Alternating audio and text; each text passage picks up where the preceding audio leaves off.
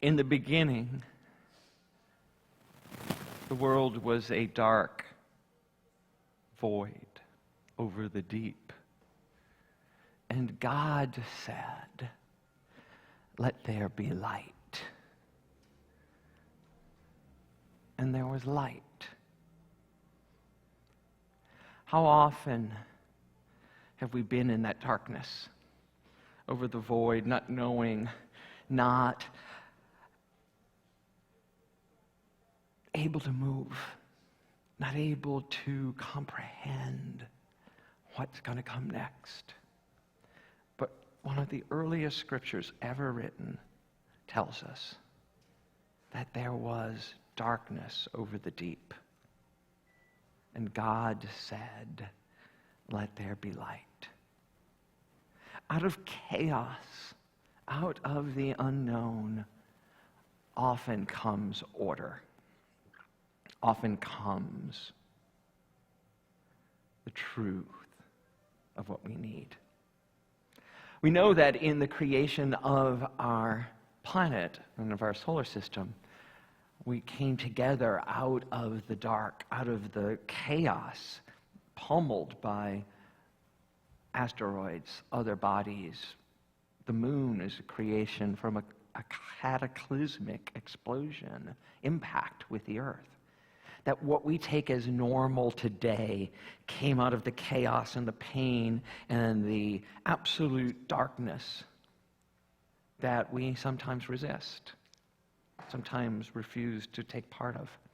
And so as a people, as a species, and as a group, we've made rules, legends, myths, scriptures that help explain how everything happens, help explain that everything's in divine order.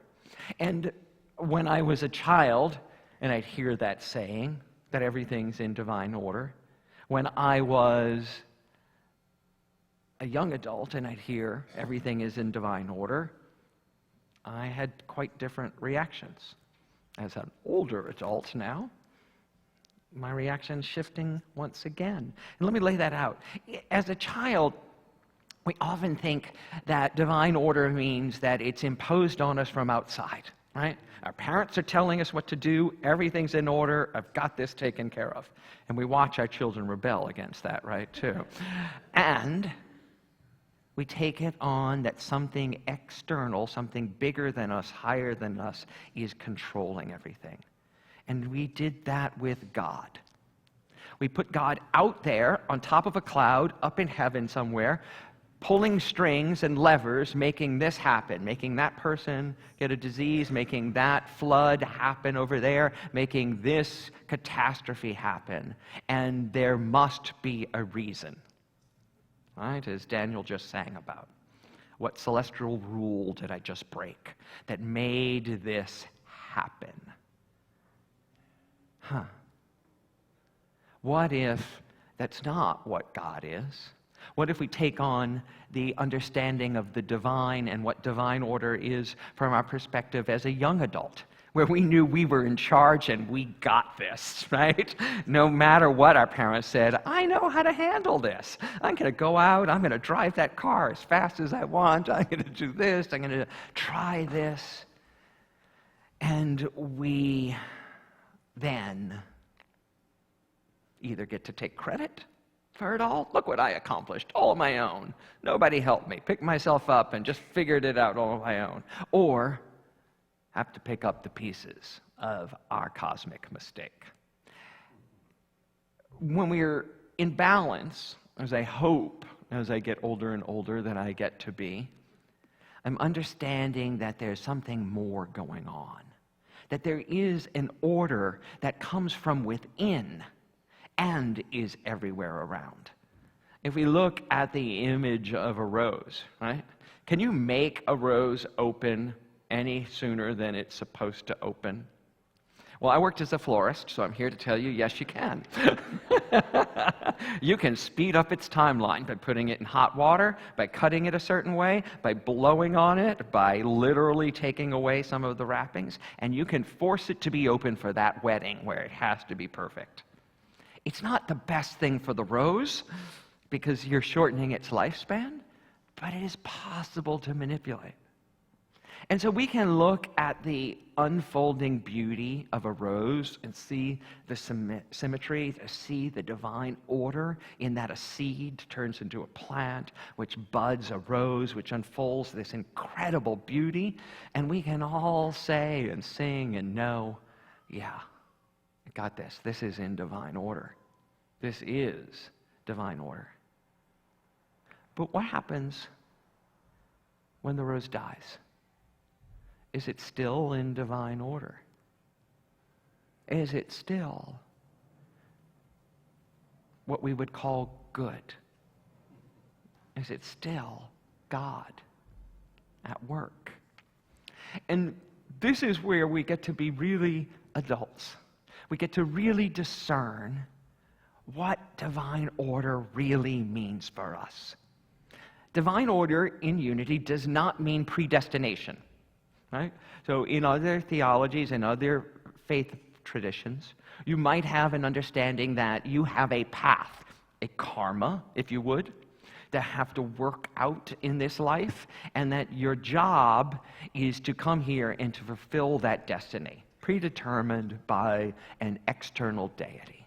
In unity, we believe something different, that we are here with unlimited potential, and that the energy that we call God, the very energy of life that we call God, is here to assist us and to go forward, to assist us in going forward with the truth of who we are, so that we are supported, guided, and given everything to create whatever it is we want to create.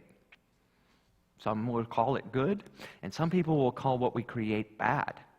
But it's up to us to make that determination. One of my favorite scriptural quotes is not from the Bible, it's not from any religion's scripture, it's actually from Shakespeare. There is nothing good nor bad in the world, but thinking makes it so. From Hamlet. There is nothing good or bad in the world, but our thinking makes it so.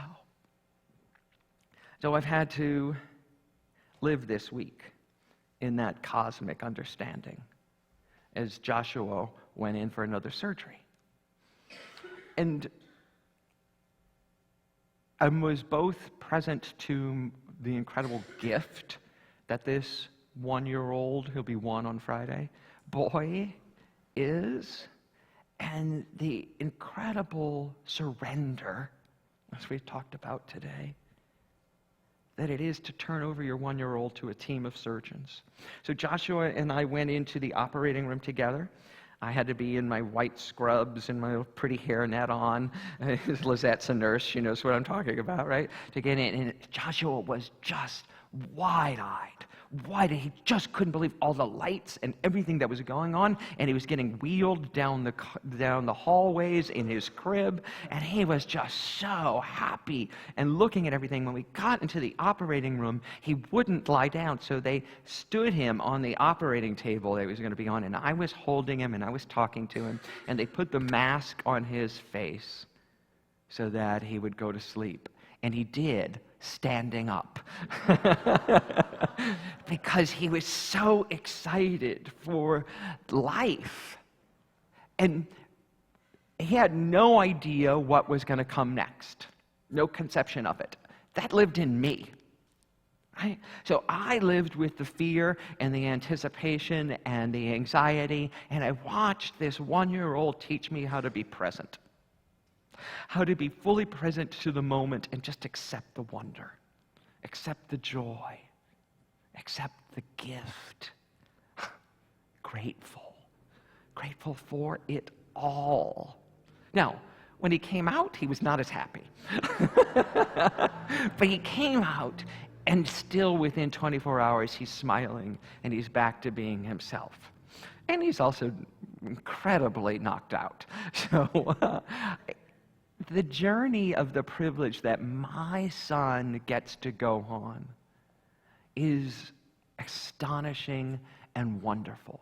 And I wish it for every every person on the planet, every little being on the planet. And I know that's a lot about what we're about in real physical ways and in our shifting of our consciousness about separation.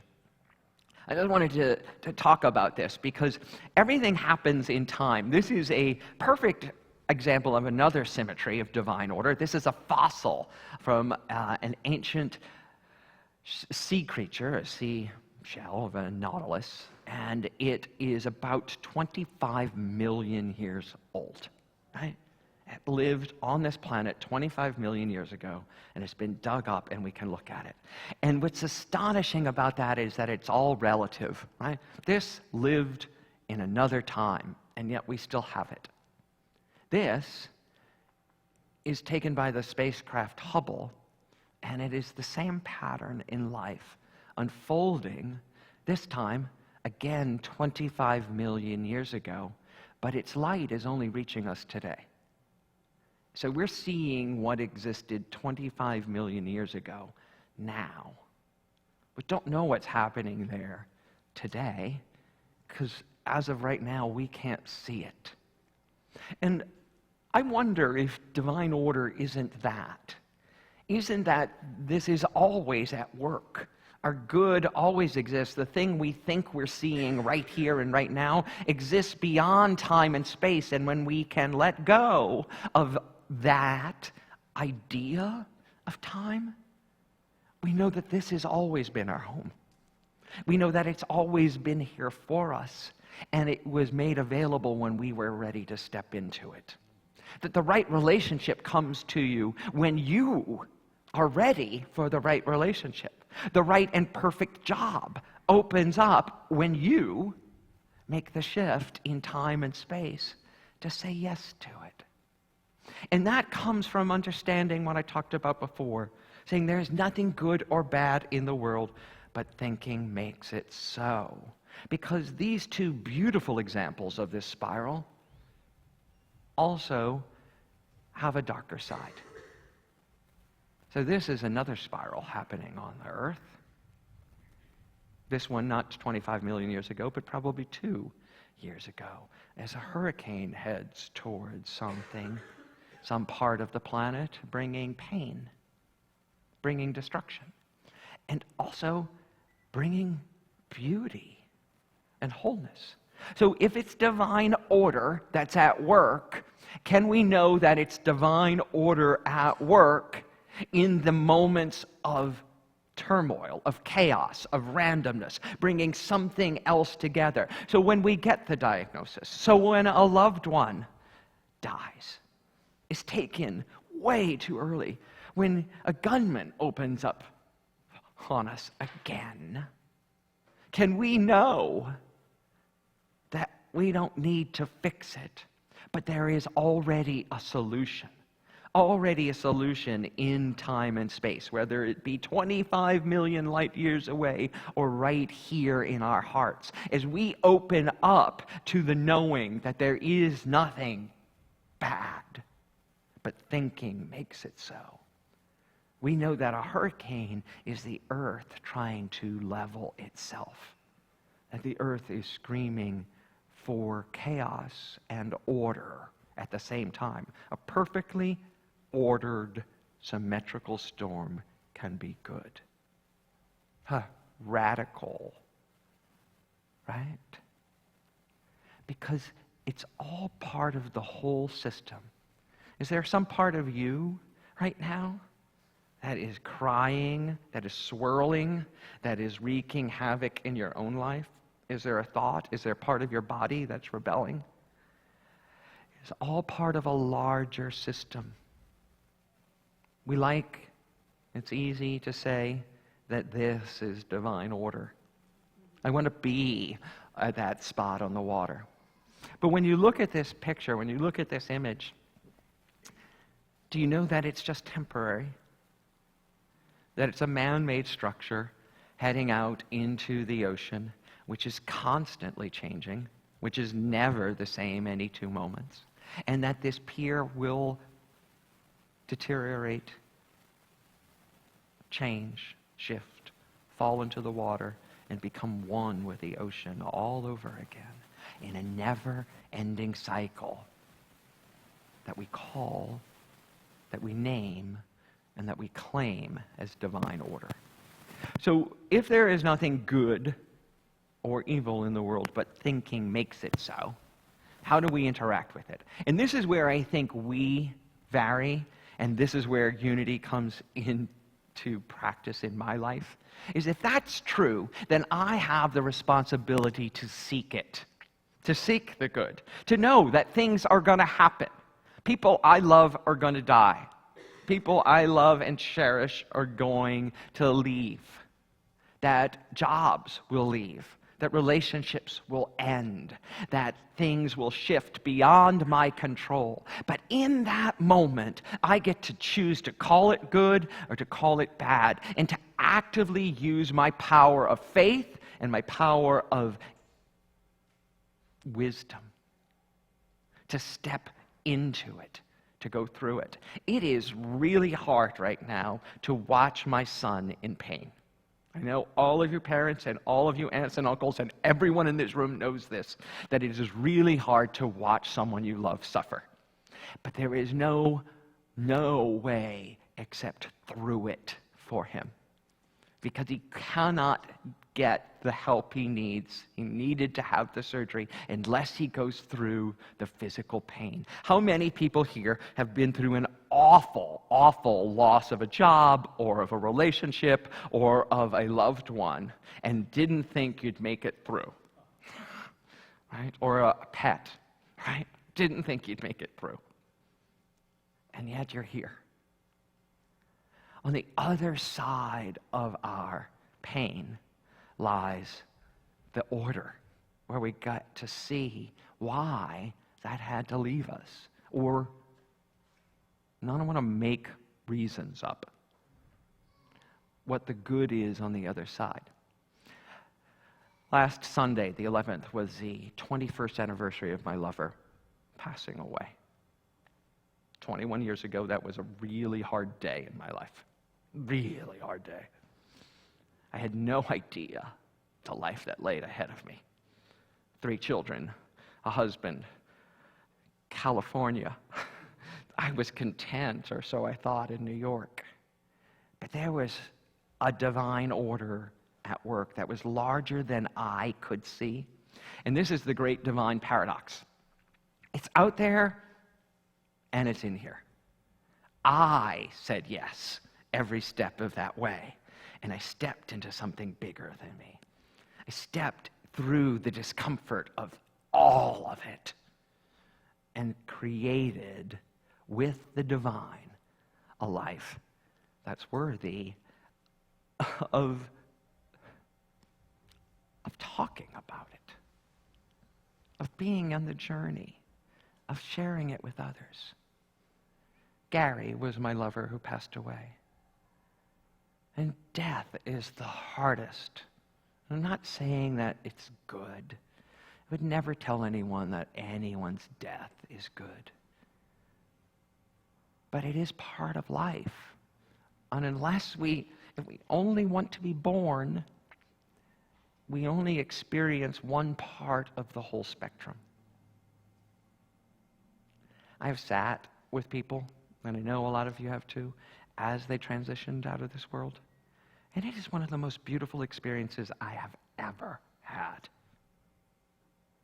And while I don't wish it on anyone, I wish it for everyone to have the gift of presence in life and in death.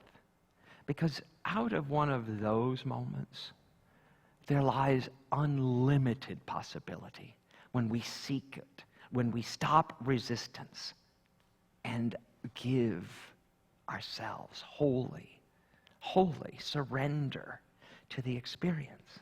Only because of whatever has happened to you before is what can happen to you next. When you embrace it, when you stop trying to resist it, when you own it and use it, the divine within you to create the next order. Divine order is not someone pulling the strings. Divine order is you interacting with the infinite field of possibility to make your garden grow, to create something that will last beyond you, to leave a legacy worth leaving. This is also one of my favorite images that I found this week about divine order. What I love about it is that it's a bunch of very beautiful art pencils. They're all exactly the same, except for their pigment. Right? There is a divine order in the color spectrum. There's a divine order in the symmetry of them. There's a divine order in their intense similarity. And there's a divine order in that they are unique. That paradox and that order, all at the same time. And the only way that we can be cruel, mean, hateful, violent, and dismissive of other people is that we make them different than us. If we are all part of the one divine order, we are just one shade of a color in this spectrum. And there is not us and them. And you can't take out a machine gun and shoot someone that is yours, that is the same as you. You can only take out a gun or kill or speak evil against someone you don't think fits in this spectrum because of their pigment. And it's too easy to make an orange joke here, so I won't. But I am really clear that we have to stop hurling hate with our words. We teach that our thoughts are things, that our thoughts create, and that we need to choose loving thoughts to create the divine order that we think the world should be. So divine order is everywhere around us, everywhere in front of us, and looking at it. This is the right and perfect group on the right and perfect day here in San Francisco. So we step in to a new understanding. And this affirmation I chose because there's two parts to it. I am in the flow of divine order, meaning that I'm just going along with the flow, right? I am in the flow of divine order. Or I am in the flow of divine order. I am the one affecting the divine order. I am the one interacting with what's going on, actively seeking, knowing, and changing the course of my life with my positive interpretation of the event. So things happen. Around you, stuff happens. I'll use a nicer word. Every day in our lives. But the most important thing that happens is what happens within you. So when it does happen, when that stuff happens that you said, oh, this is not what I wanted, oh, how do I deal with it, is when our positive spiritual practices are the most necessary. And we interact with it seeking the good in the moment. And then we are in the flow of divine order. It's not happening to us, it's not happening around us, it's happening within us. And we create a world that we are proud to say we belong to. I am in the flow of divine order. Can we know that together? I am in the flow of divine order. And so it is. Amen.